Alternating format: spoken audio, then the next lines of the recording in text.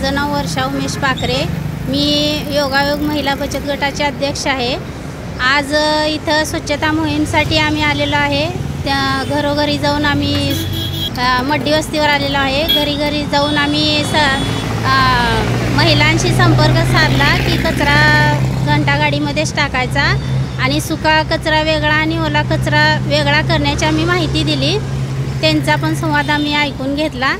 मग सरांना सांगितल्यावर सरांनी कचरा गाडी इथे आणून उभा केली आणि महिलांनी ते कचरा गाडीमध्ये कचरा टाकला।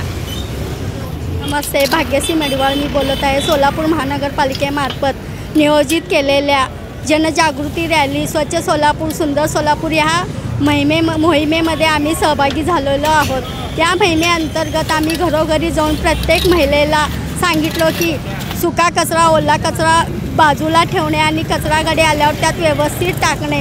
जर कचरा गाडी एखाद्या वेळेस आली नाही तर ते कचरा व्यवस्थित त्याला पॅक करून ठेवायचं आणि दुसऱ्या दिवशी सकाळी घालायचं। यामुळे आपल्याला आजार होऊ शकत नाही, रोगराई निर्माण होऊ शकत नाही। एखाद्या वेळेस गाडी जरी नाही आली तर आपण तक्रार करायचं नाही। गाडीची काही प्रॉब्लेम असेल दुरुस्ती असेल ह्याचा आपण काळजी घ्यायचं आणि एकमेकांना सहकार्य करायचं आणि स्वच्छतेबद्दल आव्हान द्यायचं। आपलं घर कसं स्वच्छ ठेवतो तसलं आपलं परिसर स्वच्छ ठेवायचं। यामुळं आपलं सोलापूर पण स्वच्छ सुंदर सोलापूर होईल आणि स्मार्ट सिटी सोलापूर होईल ह्याची अपेक्षा केली आहे। धन्यवाद।